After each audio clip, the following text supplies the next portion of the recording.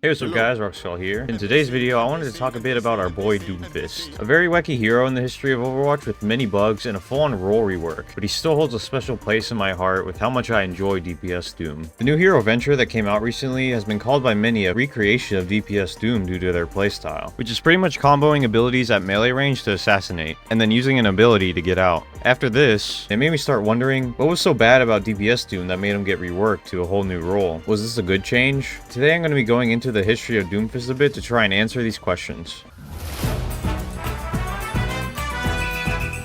Our history lesson starts all the way back to his release, July 27th, 2017, and I gotta say, all the hype surrounding this hero's release was epic. His gauntlet was actually teased all the way back in 2014 in the Overwatch announcement trailer, so speculation about who this hero was crazy. Then when that release finally happened, he came with this epic animated origin story trailer, which is still one of my favorite origin stories this game has released. Please do more like this, Blizzard. Now the gameplay of DPS Doom was pretty different in a lot of ways compared to Tank Doom. First off, his punch could full on one-shot people when it was fully charged, and it didn't have to be charged with a block beforehand. The block ability was instead uppercut back then. Uppercut gave you simple vertical mobility, and when you hit people with it, they would be thrown up in the air with you, also getting their movement locked in the process. The other ability that was very different was Slam. Instead of being something similar to Winton Leap, it was something you chose the location of beforehand. Once activated, it would send you to that location at max speed. If you didn't have a highlighted location and you used it, however, it would just give you a simple hop wherever you were. Another very important aspect of this ability was using it further away or at a higher location, because the longer the slam duration lasted, the more damage it would do on landing, up to 125. There was also a slight pull to the slam that would bring enemies towards you upon landing. His passive was pretty much the same, except it gave you temporary shields instead of overhealth. The main difference between overhealth and temporary shields is that the shields did not grant ult charge. Finally, his ult was pretty much the same too, except it did not slow down enemies that were hit with it. DPS Doom was a very odd hero gameplay-wise to many people at the time, to say the least. He was very buggy, his one-shot punch seemed busted to many, and nobody was really certain on how to properly play the hero. He did seem to sort of insert himself into the dive meta at the time for a short period, but he eventually faded into obscurity. Still, as for almost any hero in Overwatch, there was a small dedicated player base of people who fully committed into figuring out Doomfist. It was discovered over time that there were actually many movement techs you could do by canceling abilities or hitting objects at certain angles. This raised Doomfist's skill ceiling a ton, and eventually brought about the recommended playstyle for DPS Doom in higher elos, the Assassin. Basically, you would try and get to a rooftop of a building or some sort of stall spot with your abilities, often with just a punch if you could diag to it, and then you would do a slam onto somebody that would do the full 125 since you were so high. After the slam, you would throw in an uppercut and some left clicks, and the squishy target was most definitely dead. After that, most Dooms would just punch back out into safety, or use Meteor Strike to full on go in again. Now, as you could guess, this playstyle was very hard to pull off, and could be pretty map dependent. Still, once you pulled it off, it was, in my opinion, one of the most satisfying things in the game. Well, as long as you didn't get chain CC'd. A big problem for most dive characters at the time was, of course, all the rampant CC running around. Like Cassidy in Overwatch 1 had a flashbang, Summer had a hack that would lock you out for a long time, and Brig. These heroes were probably the main issue DPS Doom had run into, since even one stun could mean instant death. Another issue was DPS Doomfist's overall fun factor to play against. Getting one-shot comboed out of nowhere as, let's say, a support probably wasn't very interactive or fun. His punch back then especially was fairly unfun to play against, with the full charge straight up one-shotting squishies on its own. This went on for as long as DPS Doom's lifespan, with not many major changes to the character. He was basically defined as a very niche pick that could work if you were good at him, but otherwise it was probably a throw pick. Now flash forward a couple years and the devs decide to completely rework him into the tank role.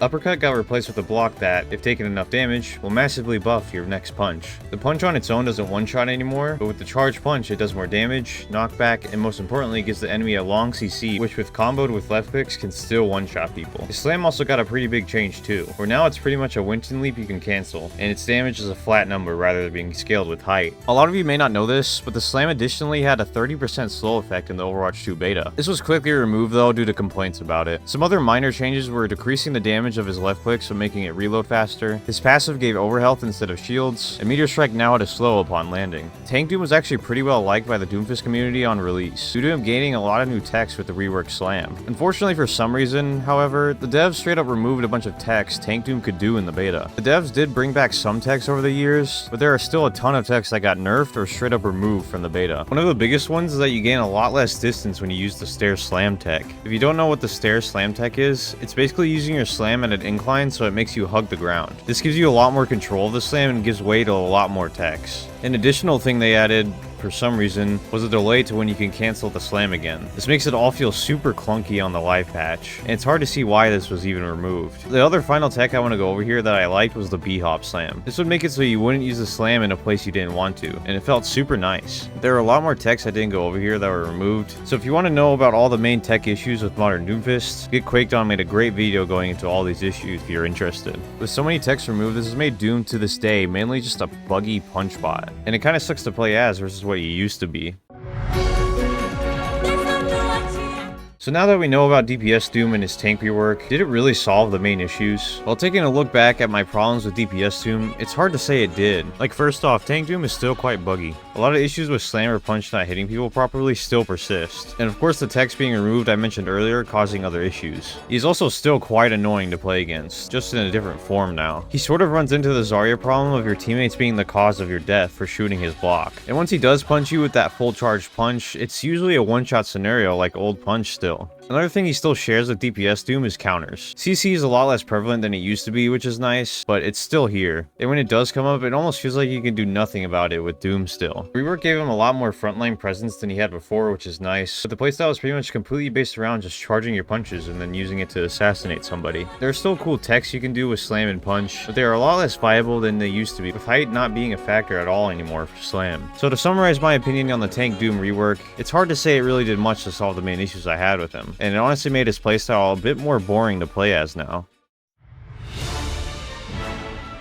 Does this mean I think DPS Doom should return? Probably not. Bringing him back wouldn't really solve most of the issues I have with him, and I think he might be a little busted with CC being a lot less prevalent than it used to be. My proposed solution to Doomfist instead is taking some power away from his punch, and putting it more into slam and block. Like, I would love for slam to have a similar height mechanic to before, since it was so fun to get to those high spots just to charge it up, and it would make it a lot more unique instead of just being Winton Leap 2.0. I also think that all the texts that were removed from the beta should return, of course. They were so fun, and would smooth out modern day Doomfist a lot more. For block, I think it should have a much shorter duration, like 1 second, but now you can block/cancel CC abilities during its duration. This will reward smart Doomfist players who time the block correctly instead of just holding it in the front line to charge punches. For nerfing punch, I think just removing the super long stun from charged punches but keeping the knockback and damage is a better route. Other than that, I think the rest of his kit is mostly fine as is. Although I will say Meteor Strike is a weird run because it is seen by many to be a pretty bad ult, but I think the buffs they gave it over Overwatch 2's lifespan have been good enough. In my opinion, it's probably healthier if Doom uses it just as an escape/reset tool rather than just getting free kills.